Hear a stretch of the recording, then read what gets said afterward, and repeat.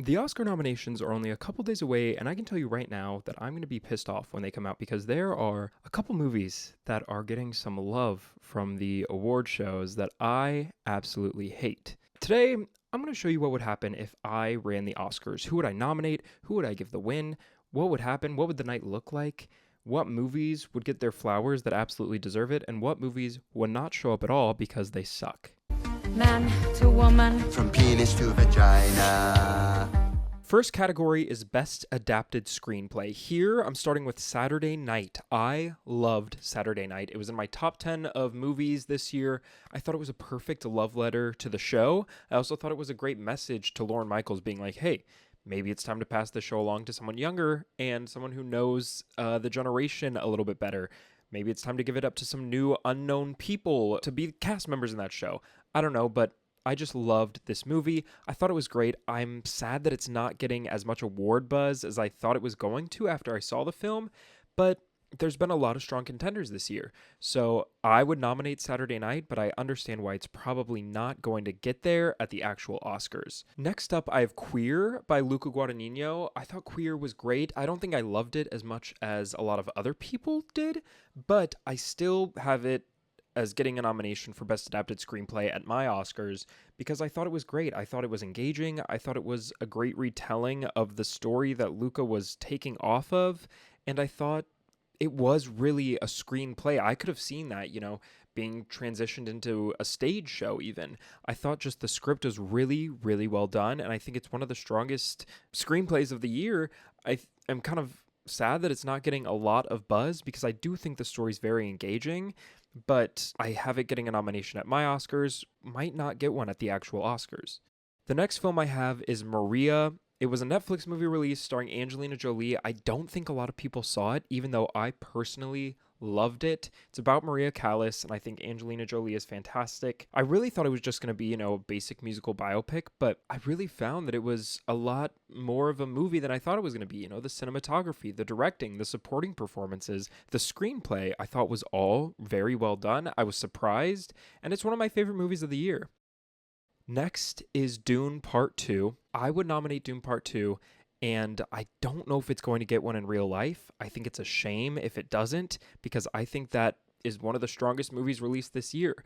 I think I have it as my third favorite movie of the year behind The Brutalist and Challengers. And I just think Dune Part 2 is incredible. I'm so sad that it's kind of falling under the radar because there's even performances in that movie that I think are strong enough to be Oscar nominees, but it's not happening and it's really falling under the radar. But I would have Dune Part 2 an adapted screenplay. The final film that I would put an adapted screenplay is one that is probably going to win. It won the Golden Globe. It is Conclave. I think this is the clear frontrunner in real life for adapted screenplay, but it's also one of my favorite movies of the year. It's easily in my top 10, and I just found it to be so engaging, such a good transition from the book to the screen, and it is just such a thrilling movie about, politics within the Catholic Church, which, doesn't seem like it would be as engaging as that movie is, and that's all due to the screenplay and the performances and the directing that is in that movie. I loved Conclave, and it's a clear winner here, but it's also getting a nomination at my Oscars. Next is Best Original Screenplay with The Substance. I rewatched The Substance last night, and let me tell you, that movie just gets better and better every time I see it. I think about it for days to come after I watch it. It is one of my favorite movies of the year. I really hope that it gets the win here at the actual Oscars for Best Original Screenplay because I think it is the best screenplay of the year. That is just a fantastic movie, and I am nominating it for Best Original Screenplay. The next is A Real Pain. I think this is definitely a strong contender in real life, and I think it will get a nomination. I think Jesse Eisenberg did a fantastic job with this story. Obviously, it's taken from his real life, but I also think just the way it transitioned into screen is phenomenal. Sometimes it's hard to take stories from your real life and turn them into a movie. That's why a lot of people don't love biopics. 2 hours, your ass is mine. Sometimes they're just not great enough to be a movie, no matter how hard you try. But this film, taken from Jesse Eisenberg's real life, really, really stuck with me and really stuck with the whole audience that I saw it with. I think it's a great nominee here, and I think it might be a frontrunner. If it wins, I'm not going to be mad at all. Next, I have another Luca Guadagnino film, Challengers. I am so sad that Challengers is really falling under the radar in award season. I hope that it gets a nomination here, and I hope that it gets a Best Picture nomination, but I wouldn't be surprised if it doesn't happen. Behind the Brutalist, it's my favorite film to release this year, and I just love everything about it. The performances, the screenplay, the film, the directing, the editing, the soundtrack is incredible. And I just think that it's a shame that this movie has fallen out. I think if it was released around award season, it might be a frontrunner for Best Picture and for a lot of acting categories, but it was just released so long ago that it's just fallen out of the minds of the people, and that's just a shame. Next is The Brutalist. I think The Brutalist is probably the best movie to be released this year. It's monumental. It's one that's going to be talked about for generations. I think in 20 years, people are still going to be talking about The Brutalist, and it's going to be on the same level as potentially, The Godfather or The Godfather Part 2. I think it has that thing that you can't replicate in a lot of movies. It's that monumental. It's that game-changing. It's a 3.5-hour long epic about one man and following his story. It is just incredible. And the way that it's mapped out, the way that the story's laid out, even with an intermission, the fact that it's 3.5 hours long, you have to credit it. And that's why it gets an original screenplay nomination from me. And finally, we have, of course, a darling of mine from this season is Anora. I think Anora is a great screenplay and a great film released by Sean Baker. I think it's kind of fallen out of awards contention the more that time has gone on and the more award shows that pass, which is very surprising to me. I thought it was going to be a frontrunner for Best Picture, for Best Screenplay, for Best Director, for Best Actress, for Best Supporting Actor, but I think it's really fallen out of the voters' minds. I don't know why. I don't know if it's because it's about a sex worker, if it's because it's Sean Baker and they just don't really view his films as high art, but I think it's fantastic, and I think it's a film that is going to be talked about for years to come, and I think it's a shame that it's not really getting a lot of recognition. I know it's getting nominations, but I feel like it's not really a strong contender, or at least not as strong as I thought it was going to be, but I give it Best Original Screenplay nomination at my Oscars, and you should too. Next is Best Supporting Actress. We are starting with the woman that I had as the front runner for so long because I just could not let her performance go. It is Rebecca Ferguson for Dune Part 2. I think Rebecca Ferguson in Dune Part 2 is one of the best performances of the year, and I don't think it's close. I think because this movie was released so long ago, and because it's really fallen off the radar, it's just not happening, and I don't think the Academy and other award shows want to nominate performances in a movie like Dune Part 2 in this sci-fi, fantasy, epic that it is, and it's unfortunate because the performances in this film are genuinely incredible. It's a shame that she's not going to get the recognition that she deserves, but I have Rebecca Ferguson getting a nomination at my Oscars. In my heart, she would win, and she would take the gold and run away with it. But obviously, I don't think that's going to happen in real life. But damn, does she deserve it. Next is Margaret Qualley for The Substance. I really hope this happens in real life. I'm scared that it's not going to, but wow, is she fantastic in The Substance. It is really a career-making performance. I think Margaret Qualley was obviously getting great roles in great films working with, directors like Quentin Tarantino and the Coen brothers, but this film really, I feel like, solidified her as a star, as an actress, as someone who can do this thing for a long time, especially working with Demi Moore and being her counterpart, I think really helps that image, and she is just fantastic in that movie. There's nothing else that can be said. She really is the last 30 minutes of that film. Demi is in prosthetic and she is obviously acting her face off, but Margaret Qualley is kind of the last 30 to maybe, 20 minutes of that movie, and she really carries it.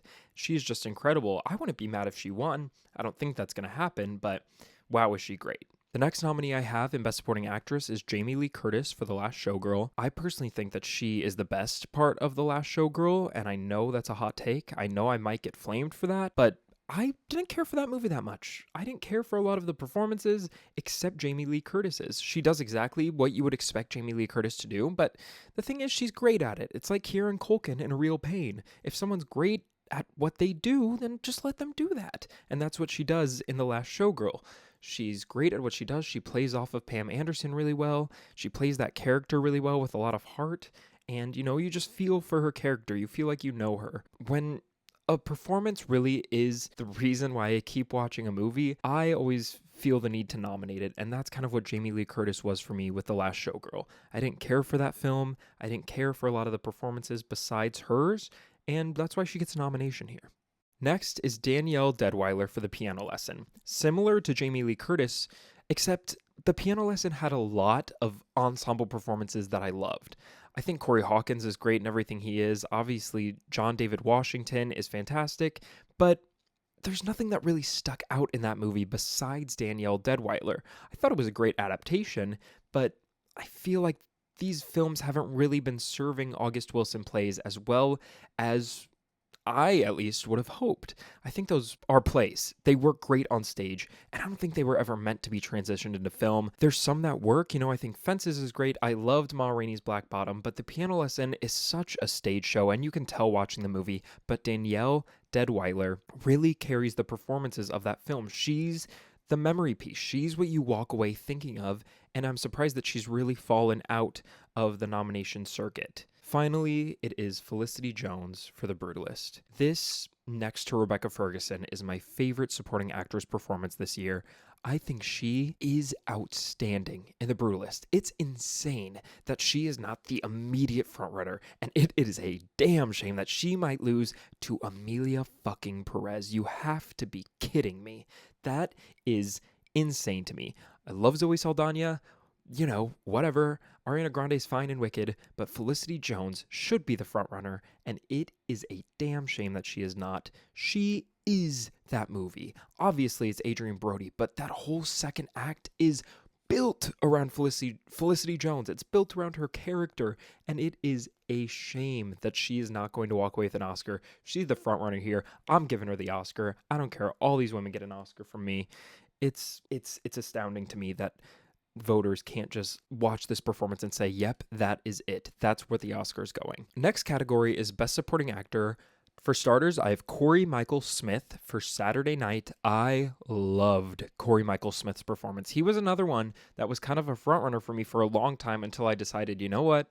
I have to let him go to make accurate predictions. I can't have Corey Michael Smith still be in this 5 because Saturday Night has really just fallen out of contention.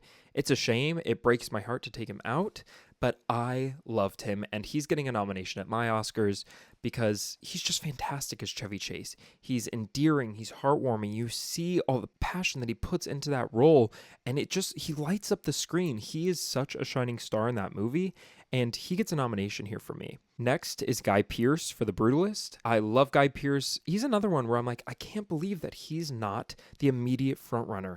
He is incredible in this film. He is just a perfect villain for Adrian Brody's character's story. He really dives into this role of almost a character-esque billionaire, millionaire, what you want to call it, an oligarch who, takes control of this immigrant and makes him his artist and whatnot and just uses him and abuses him. Still, even though it's almost a caricature, the performance is still so grounded in reality because caricatures are based in reality somewhere along the line. And I think Guy Pearce toes that line so perfectly in a way that keeps you engaged, makes you want to see what his character is going to do next, and it makes you want to learn more about him.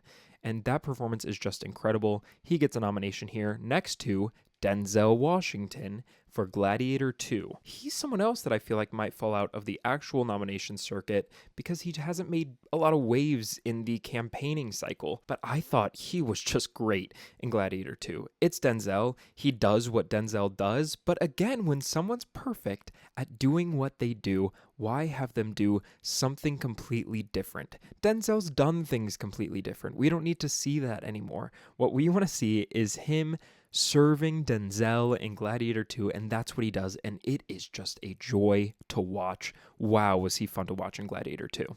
Next is Yura Borisov, who is probably my favorite supporting performance of the year. If I could choose the winner, he would get the gold because he is just incredible in Anora.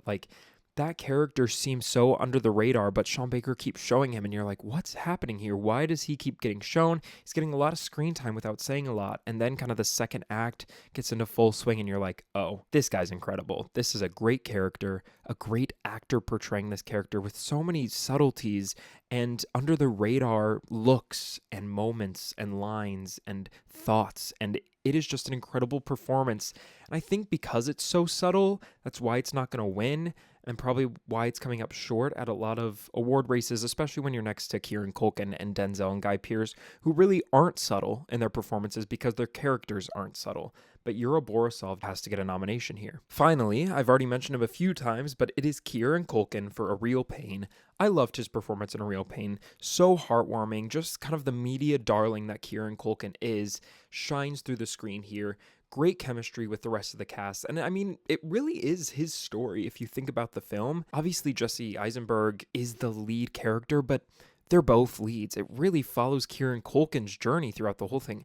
I want to say that Jesse Eisenberg's character changes as much as Kieran Culkin's character does. He really has the biggest arc and the biggest realization and life-changing moments in that film, and he's just fantastic. His character, you're just drawn to him. You love him. You're on his side. Everybody knows someone like Kieran Culkin's character in this movie that you just care for and you can't give up on because there's potential there, and he just plays this lovable character so well in everything he does, and that's why he gets a nomination here. Next is Best Director. Here I have Edward Berger for Conclave. I mean, what more is there to say about Conclave? That movie is incredible. The directing, the cinematography, the editing, the sound. I love the soundtrack and the performances. Edward Berger's clearly a great director. You know, we had All Quiet on the Western Front a couple years back, which, you know, won a ton at the Oscars. And he is really one of my favorite working directors today. He just knows how to make a film. He knows how to block it, how to set up scenes, how to edit things together. He knows how to make a compelling film that's engaging to watch and doesn't make you want to look away, especially when they're like these slow political dramas. And he gets a nomination here for one of my favorite films.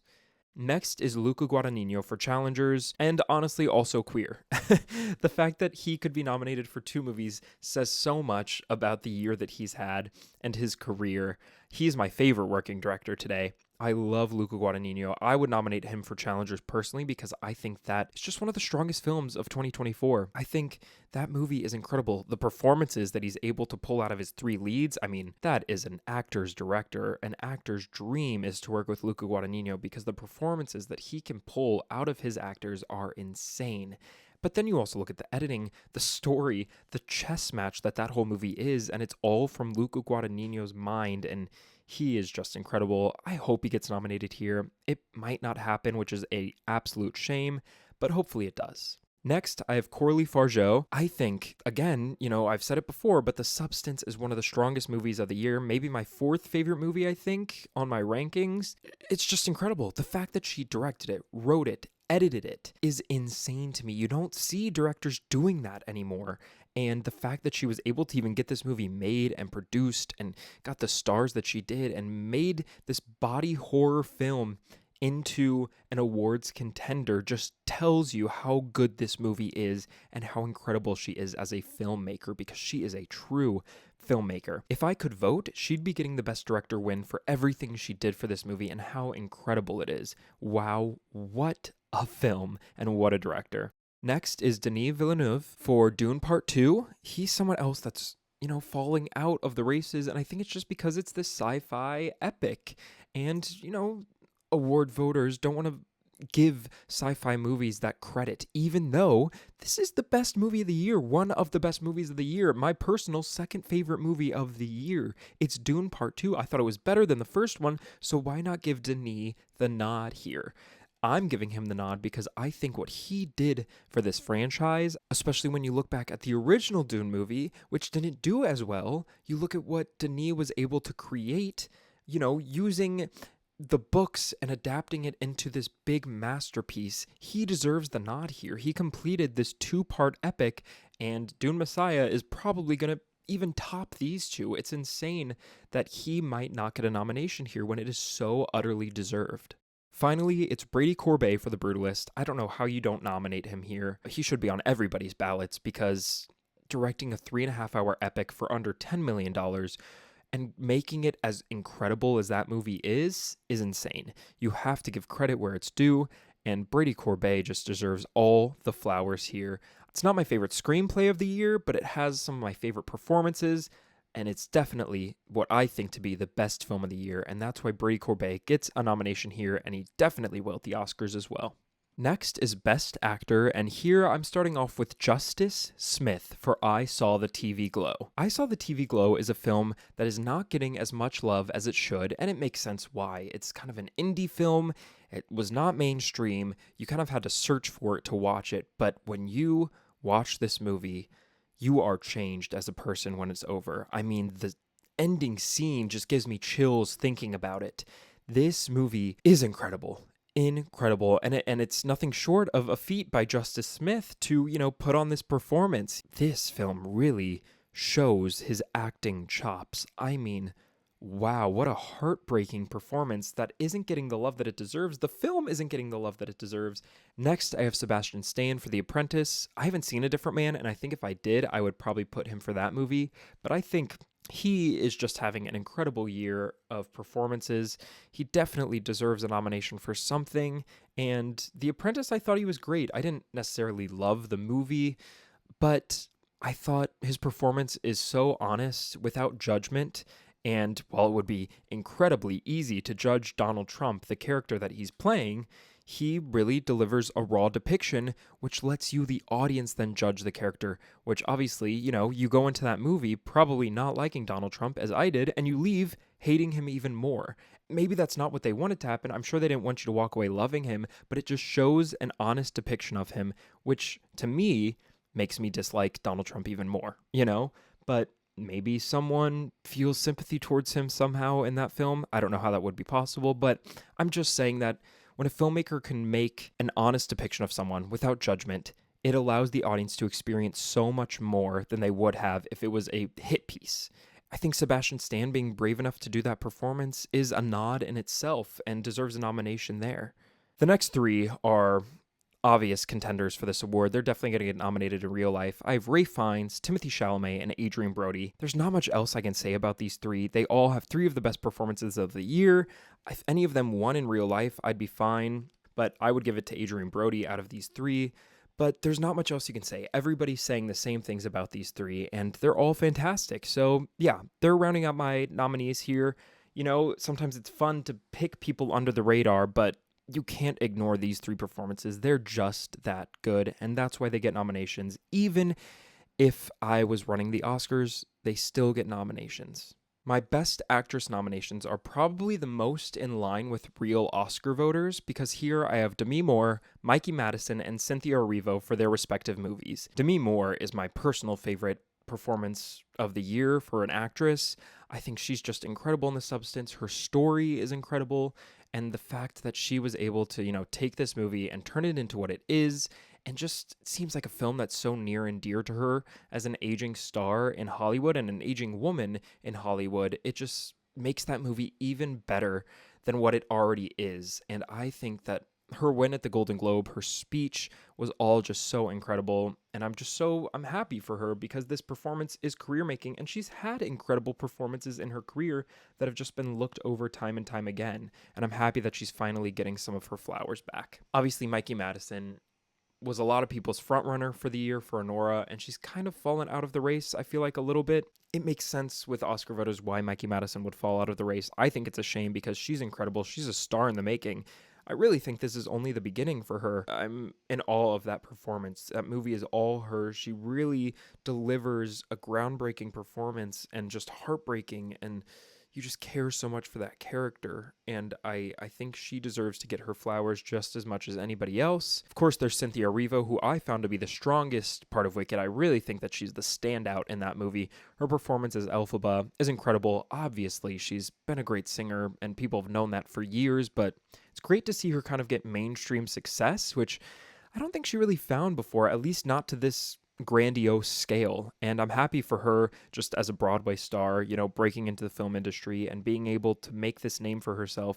I think there's no doubt that she wins an Oscar sometime in the future. It's not going to be here, but maybe for Wicked Part 2, you never know, but she definitely gets a nomination. The next two are people that I don't think are going to get nominations, but there's a world where they could.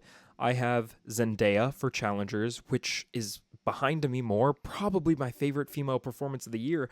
I think she is just incredible. I think it's the best performance in her career thus far, and that's what Luca Guadagnino does. He gets performances out of actors, and she delivers a performance. She is that movie, and she's just incredible. Again, I think if Challengers was released a couple months ago, Zendaya might be in this race a little bit more, and she's clearly trying to do some campaigning to maybe get her name in there, but I don't think it's going to end up happening. I would love if it did. If they, on nomination day, say Zendaya for Challengers, I'm going to be so excited, but I don't think it's going to happen. Even though she's one of my favorite leading actress performances of the year, I think she's just incredible, and I am sad that she's falling out of the race, but she gets a nomination here.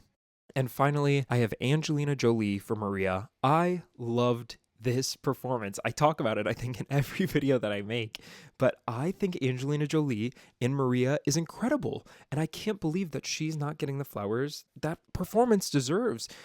She just really delivers an honest and heartbreaking performance as Maria Callas in kind of her final months and weeks of her life, and I'm just shocked that it's not getting the love that I think it deserves. I think maybe not a lot of people saw it. Maybe it went under the radar. It really did not get a lot of promotion. That marketing budget must have been $0 because I've seen no trailers or anything anywhere. But, I watched it and I thought it was great. And that's why Angelina Jolie gets a nomination here. And finally, we are at Best Picture. I have 10 nominees here, and I'm just going to list them off and then kind of talk about each one for a little bit. Here I have I Saw the TV Glow, Baby Girl, Conclave, Anora, Saturday Night, Nosferatu, The Substance, Dune Part 2, Challengers, and The Brutalist. I think a good amount of these could end up being nominated in real life. I think maybe The Brutalist, Challengers, The Substance, Anora, Conclave, maybe Dune Part 2, maybe Nosferatu, maybe Baby Girl, but I don't think Nosferatu and I Saw the TV Glow are going to get nominations in real life, even though in my opinion they should. I think I Saw the TV Glow is one of the strongest movies of the year, one of the most groundbreaking movies of the year, and it's a shame that it's not getting the love that it deserves. Same with Nosferatu. I loved Nosferatu, but the Oscars really likes to steer clear of horror movies for some reason. But that movie is incredible. It should get a Best Picture nomination because it is one of the best pictures of the year, but it's probably not going to happen. Saturday Night is another one that maybe might sneak in there, and that's only because there's 10 nominees. There's so many nominee slots that I think Saturday Night could maybe just get a nod there and maybe some technical categories, but it's definitely not going to win. But then, you have Conclave, Anora, The Brutalist as like strong contenders for the win. I think The Substance should be a strong contender for the win. Same with Challengers and Dune Part 2. But unfortunately, I could see a world where Challengers and Dune Part 2 don't even get into the Best Picture nominees, which is an absolute shame. I could see Baby Girl maybe falling out. I don't know if it's a Best Picture. I love the movie, but I don't know if it's a Best Picture nominee. But Challengers and Dune Part 2 falling out is really a shame because I think those were two of the biggest films of the year. They did great at the box office. They have raving reviews, but it's just for some reason voters are not getting behind those two movies, and I think they might fall out of the race at the end of the day. I think The Brutalist is the clear front runner, and it's probably going to get the win. If I had to pick a winner at my Oscars, I don't know. I really want to give it to The Substance because I just am drawn to that movie. But if I were to give it to my favorite movie of the year, it would be The Brutalist or Challengers. So those three, I can't pick, but it'd be one of those three. And I think really any picture that I named here, if it got nominated, I would be so excited. And if it won, I'd be even more excited. But, there's going to be some stinkers in there that are going to get nominated over some great movies like I Saw the TV Glow and Saturday Night and Nosferatu, which is bound to happen. But these are my 10 nominees for Best Picture. So that's who my nominees would be if I ran the Academy Awards. Do you agree? Do you disagree? Let me know in the comments. Did I snub anybody that really deserves a nomination? Or did I miss your favorite performance or picture? Let me know. Feel free to like, subscribe, and I'll see you next time on Showtime and Sidelines. Woman. From penis to vagina.